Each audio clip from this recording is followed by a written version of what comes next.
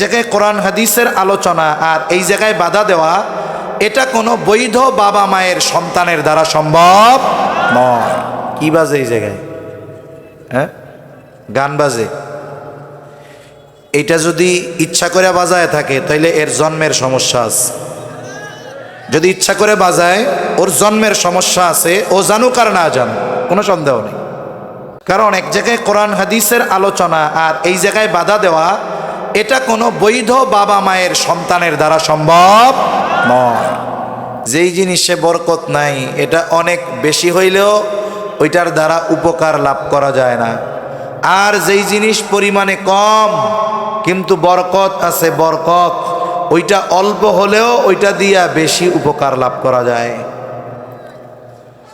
সময় বরকতহীন হয় পাপের কাজের কারণে, অহেতুক কাজের কারণে, গুনার কাজের কারণে সময় থেকে বরকত চলে যায়।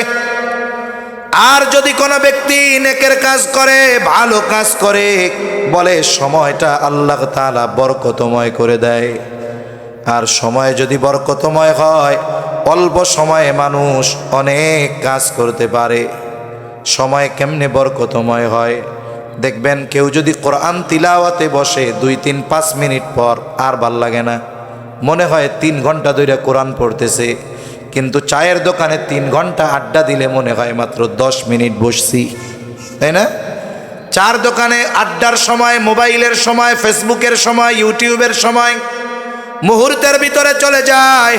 কিন্তু কোরআন তিলাওয়াত করতে গেলে কষ্ট হয়। নামাজে কেরাত একটু লম্বা হলে কষ্ট হয়।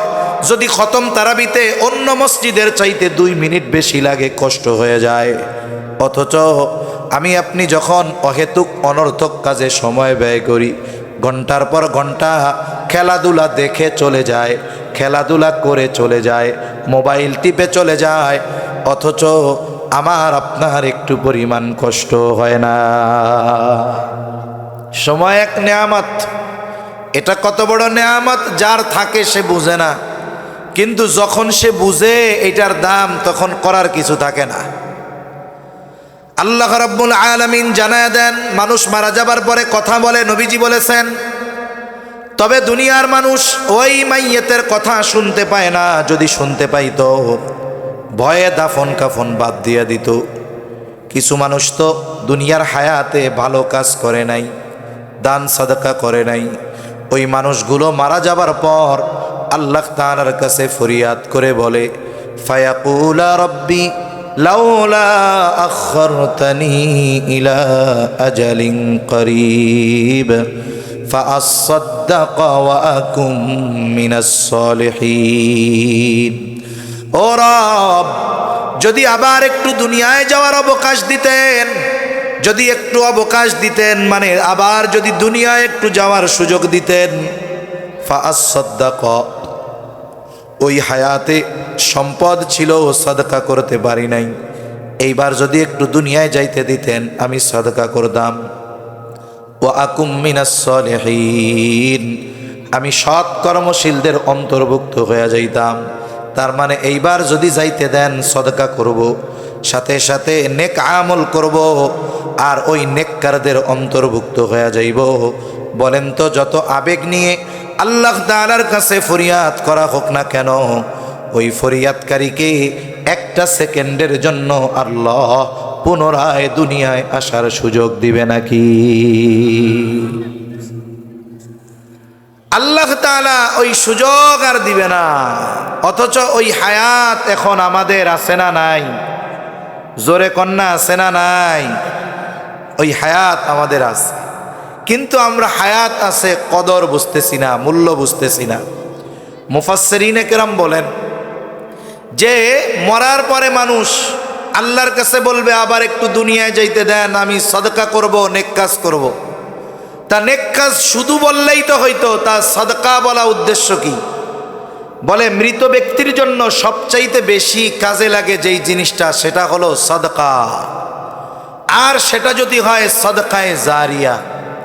অনেক সময় আমরা কি চিন্তা করি জানেন, আমি বাইসা থাকতে শুধু টাকা ইনকাম করব, আমি মরার পরে আমার পোলা পায় না আমার নামে সদকায়ে জারিয়া করবে। এই চিন্তা যারা করে এরা হলো বোকা। উচিত কি?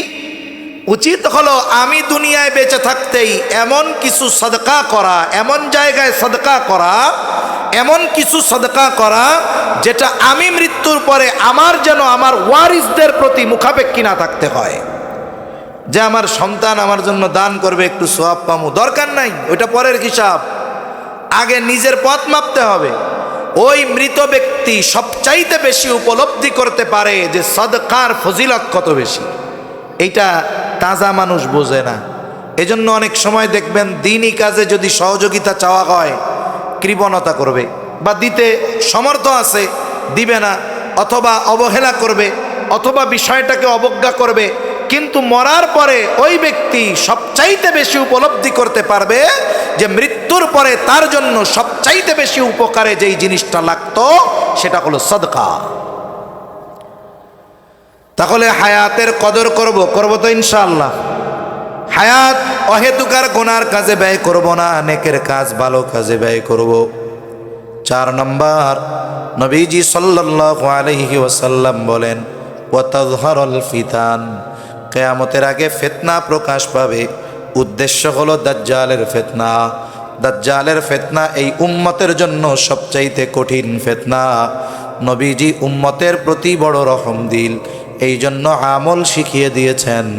জুমার দিন যারা সূরা কাহাফ তিলাওয়াত করবে, নবীজি বলেন আল্লাহ তাআলা তাদেরকে দাজ্জালের ফিতনা থেকে হেফাজত করবে। পুরা সূরা পড়তে পারেন না, অসুবিধা নাই, আপনি কমপক্ষে 10টা আয়াত পড়েন জুমার দিন, প্রথম 10টা আয়াত পড়েন, বারবার ওইটা শুনেন, অডিও রেকর্ডিং করে মুখস্থ হয়ে যাবে। তাও যদি পড়তে না পারেন, জুমার দিন আপনার মসজিদের ইমাম সাহেবকে গিয়া বলেন হুজুর আমাদেরকে একটু সূরা কাহাফের 10টা আয়াত তিলাওয়াত করে শোনান। ইমাম সাহেবের বেতন আমরা বাড়াই আর না বাড়াই, যদি বলি উনি স্বতঃস্ফূর্তভাবে আমাদেরকে এটা তিলাওয়াত করে শোনাবে, এইটা বলবে না যে দেখেন বেতন বাড়ান না কেন, সূরা কাহাফের 10 আয়াত শোনাইতে পারবো না। এটা ইমাম সাহেব বলবে না। আমরা ওনার কাছ থেকে শুনবো, রেকর্ডিং করে নিয়ে নিজেরা শুনতে শুনতে মুখস্থ করব। বুজুর্গানে দিন বলেন এই আমলটা জরুরি বানাবো। কেমন জরুরি? বেঁচে থাকার জন্য শ্বাস প্রশ্বাস যেমন জরুরি, এই আমলটা ওই রকম জরুরি বানাবো। কেন? বলে দাজ্জাল আসার আগে আরো অনেক বড় বড় ফিতনা আসবে। দাজ্জালের আগমন, তার আগমনকে প্রস্তুত করার জন্য, আগমনের ক্ষেত্রকে তৈরি করার জন্য অনেক ফিতনা আসবে। এই আমলকারীরা ওই সময়টাতেও দাজ্জাল আগমনের আগে যেই ফিতনাগুলো আসবে, সূরা কাহাফের আমলের বদৌলতে আল্লাহ তাআলা ওই ফিতনাগুলো থেকেও তাদের হেফাজত করবে। সুবহানাল্লাহ। 5 নম্বর, ওয়াতাকসুরাল হারাজ, কিয়ামতের আগে হারজ বাড়বে। সাহাবায়ে কেরাম জিজ্ঞাসা করলেন ইয়া রাসূলুল্লাহ, আমরা তো প্রতি বছর যুদ্ধের ময়দানে হাজার হাজার মুশরিকদের হত্যা করি, এটাও কি হারজ? নবীজি বলেন না না, হারজ কি? নবীজি পরিচয় দেন যে প্রতিবেশীকে হত্যা করবে, চাচা ভাতিজাকে হত্যা করবে, এটা হলো পারস্পরিক হত্যাকাণ্ড। তার মানে এই হত্যা মুসলিম কর্তৃক কাফেরদের সাথে, কাফের কর্তৃক মুসলমানদের সাথে সংগঠিত হবে এমন নয়, বরং এই হত্যাকাণ্ড হবে মুসলমানকে হত্যা করবে।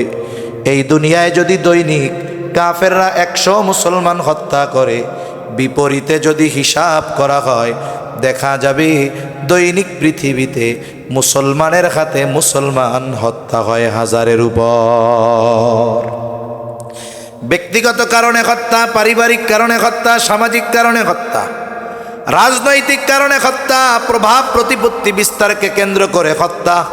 এমনকি আমাদের দেশে দোকানদার 2 টাকা বাকি পাইতো, চাইছে কেন? এই কারণে হত্যা। আছে না নাই? এত পরিমাণ হত্যা বেড়েছে, যাকে হত্যা করা হয় সে জানে না কেন আমাকে হত্যা করা হলো, আর যারা হত্যা করে তারাও জানে না কেন হত্যা করলাম। নবীজি সাল্লাল্লাহু আলাইহি ওয়াসাল্লাম বলেন সিবাবুল মুমিনি ফুসুকুন ওয়া কিতালুহু কুফর। নবীজি বলেন মুমিনকে গালি দেওয়া ফাসিকি, হত্যা করা কুফরি। হত্যা বহুদূর, গালি দেওয়া বহুদূর।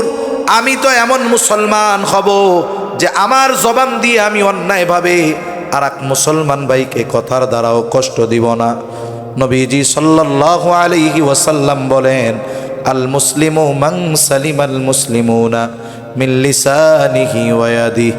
নবীজি বলেন, প্রকৃত মুসলমান হলো সে যার জবান আর হাতের অনিষ্ট থেকে অপর মুসলমান থাকে নিরাপদ। কি বাজে এই জায়গায়? হ্যাঁ, গান বাজে। এটা যদি ইচ্ছা করে বাজায় থাকে তাইলে এর জন্মের সমস্যা আছে। যদি ইচ্ছা করে বাজায়, ওর জন্মের সমস্যা আছে। ও জানুক আর না জানুক, কোনো সন্দেহ নেই। কারণ এক জায়গায় কোরআন হাদিসের আলোচনা আর এই জায়গায় বাধা দেওয়া, এটা কোনো বৈধ বাবা মায়ের সন্তানের দ্বারা সম্ভব নয়। এটা মনে রাখতে হবে। তা আসেন কথার শেষের দিকে যায়। আর কিছু তো বলার নাই, বলার আছে আর কিছু? আমাকে মারামারির দরকার আছে? এগুলো তো কোরআন হাদিস দিয়ে প্রমাণিত বিষয়, এটার বলার কোনো অবকাশ নাই। যারা করে এগুলো তারা ওই ধরনের। তো সম্মানিত উপস্থিতি, 6 নম্বর নবীজি সাল্লাল্লাহু আলাইহি ওয়াসাল্লাম বলেন, হাত্তা ইয়াকসুরা ফীকুমুল মালু ফায়াফিদু। নবীজি সাল্লাল্লাহু আলাইহি ওয়াসাল্লাম বলেন, কিয়ামত ততক্ষণ হবে না যতক্ষণ না মানুষের মাল সম্পদ উপচিয়ে না পড়বে।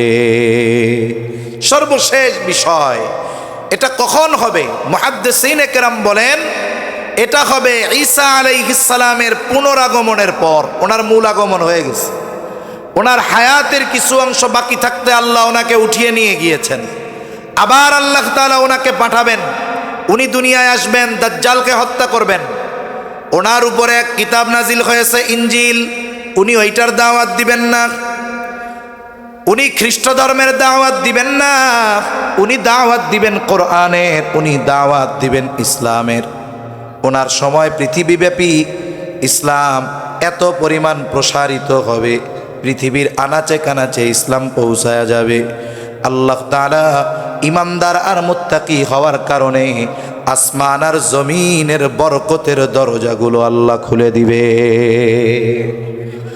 বরকতের দরজা খুলে যাবে। মানুষের সম্পদ এত বেশি হবে যে গোটা পৃথিবীতে সাদকা নেওয়ার মতো একজন মানুষও ওই সময় খুঁজে পাওয়া যাবে না।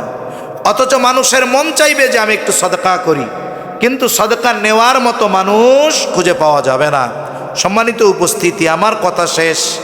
এই যে দেখুন, দ্বীনি প্রতিষ্ঠানগুলো যতদিন থাকবে, ইলমের চর্চা থাকবে, উলামায়ে কেরাম থাকবে, আল্লাহ তাআলা কিয়ামতকে আমাদের থেকে দূরে সরায় রাখবে। ঠিক কিনা বলেন? এজন্য এই মাদ্রাসাগুলো, দ্বীনি প্রতিষ্ঠানগুলো, এগুলো পরিচালনার দায়িত্ব, এগুলোর প্রয়োজন মেটানোর ব্যবস্থা আপনারাই করেন, আমাদেরই করতে হবে, এছাড়া উপায় নাই। করতে হবে কি হবে না? কিসের মাধ্যমে? সাদকার মাধ্যমে। বলে সাদকা যে করলাম, দান যে করলাম, এর কি দাম বুঝতে পারতেছে মরা মানুষ যে সাদকার কি দাম। ওই আফসোস করে ওই সময় বলবে, আবার যদি একটু দুনিয়ায় যাইতে পারতাম সাদকা করতাম। এখন তো আমরা দুনিয়ায় আছি, অনেকের সামর্থ্য আছে।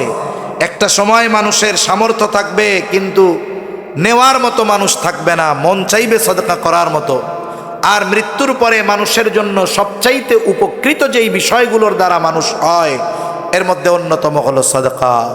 এখন আপনাদের কাছে একটু অনুরোধ, অনুযোগ, যে এই যে দ্বীনি প্রতিষ্ঠান, এই দ্বীনি প্রতিষ্ঠানের জন্য আপনাদের সহযোগিতা দরকার। দোয়ার দ্বারা করবেন। যার আল্লাহ তাআলা অর্থ দিয়েছে, সামর্থ্য আছে, সে অর্থের দ্বারা করবে। যার যেটা দিয়ে সহযোগিতা করার সামর্থ্য আছে, সে সেটা দিয়ে করবে। এখন আমি আপনাদের সামনে একটু এই প্রতিষ্ঠানের জন্য একটু সহযোগিতা কামনা করি। আসলে আমি কালেকশন পারি না, আমারে যখন বলছে তখন থেকে আমার পেরেশানি।